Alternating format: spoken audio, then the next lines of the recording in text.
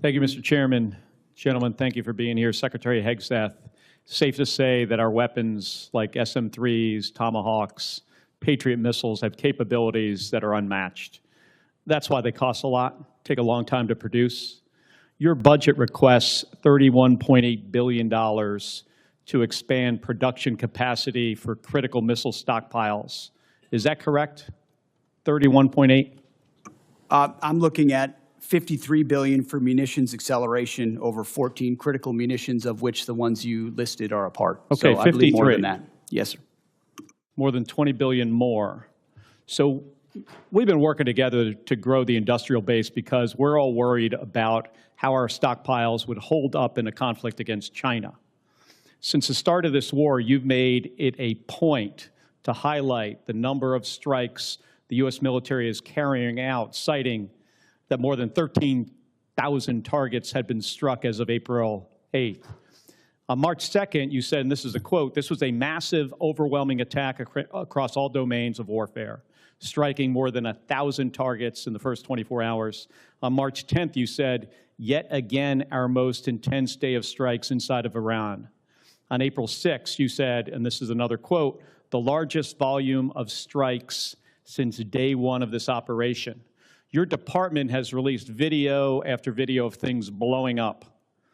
None of us doubt the strength of the U.S. military and their ability to do hard things. I understand that better than anybody.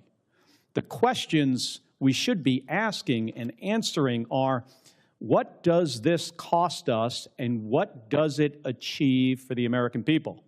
Many of these strikes use our best weapons, and we're using a lot of them and a lot of interceptors. Open source reporting has estimated that the military has used an outrageous number of Patriots. I'm not even going to say the numbers, but a lot of Patriots, a lot of THAAD rounds, JASSM-ER, Tomahawks, very expensive, exquisite. We can't make these munitions overnight, and it's clear from your budget request that you know that.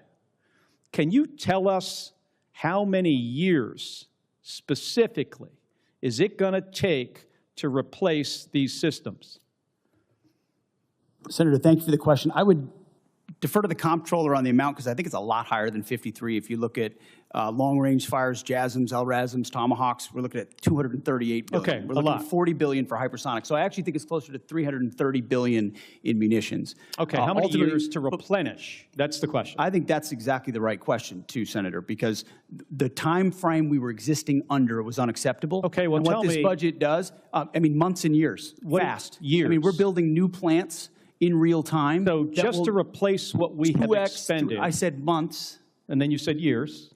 It depends on the weapon system, but 2 to 3, 4x of what we have today. Okay. So yes, we're dealing with a reality under the previous administration of what they sent to Ukraine and what they allocated elsewhere. Okay, I got it. So we fired years quickly. worth of munitions. And it is clear that these are being expended to try to achieve some objectives. That was the plan. But, Mr. Secretary, this war is stuck. The Strait of Hormuz is closed. The Iranian regime is in place. The nuclear material still in their hands. Americans are being crushed by higher costs. And it's not clear to them at all what the goal of this war is. So, I've got about a minute, and I want to go to another topic. I saw your hearing yesterday, and I'm going to give you one more chance to address a question here. It's my understanding that the definition of no quarter is that legitimate offers of surrender will be refused or that detainees will be executed. Is that your understanding of the definition? The only entity that would kill detainees or target civilians is the Iranians, and they're the ones being crushed. So the Iranian military and their military capabilities. The question is, I disagree completely with your articulation. No, do you understand the definition that I just read you? Because that's the definition from your department's Law of War manual. Is that your understanding? And I'm going to just get to the point here. We fight to win and we follow the law, Senator. Okay, so you're your quote was, "We will keep pushing, keep advancing, no quarter, no mercy for our enemies." And yesterday, you did not clarify whether you stand by this statement. So I'm going to give you another opportunity to clarify if that is what you meant. Do you stand by that statement you made on March 13th? We have untied the hands of our warfighters. We fight to win, and we follow the law. Okay, so you're not clarifying. So you stand by that statement. So you're the Secretary of Defense. The things you say matter. And your response here, right now, makes it clear to the American people exactly why you are not right for this job. It makes it clear to our enemies, Senator. Thank you, Mr. Chairman. Thank you. Senator Sheehy has left the room, but it's been whispered to me that I just referred to him in the last exchange as Senator Schmidt. I don't know if he considered that a compliment or an insult, but I would do correct that for the record. Senator Slotkin, I think you were next. Thank you. The United States Senate hearing turned into a heated debate over America's growing military involvement, rising defense costs, and the rapid depletion of critical missile stockpiles. Senators questioned Defense Secretary Hegseth about the enormous amount of advanced weapons being used in ongoing military operations, and whether the Pentagon can sustain such a pace in a larger global conflict. The discussion centered on high-end systems including SM-3 interceptors, Tomahawk cruise missiles, Patriot missile batteries, JASSMs, and hypersonic weapons, all considered among the most expensive and sophisticated munitions in the world. Lawmakers acknowledged that these weapons provide unmatched capabilities, but warned that they also take years to manufacture and replace once used in combat.